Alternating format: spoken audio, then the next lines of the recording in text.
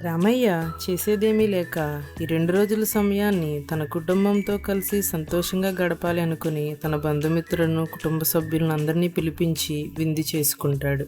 ఈ విషయం రాజ్యమంతా వ్యాపించి చివరకు మహారాజుకు తెలుస్తుంది. ఈ విషయం తెలుసుకున్న మహారాజు చాలా ఆశ్చర్యపోతాడు. నేను మరణశిక్ష విధించినా కూడా రామయ్య ఇంత సంతోషంగా ఎలా ఉండగలుగుతున్నాడు అని రాజు తనలో తాను ఆలోచించుకొనిచుండగా ఇంతలో భటులు వీరయ్య దొంగతనం చేశాడని బంధించి రాజు ఆస్థానానికి తీసుకుని వస్తారు.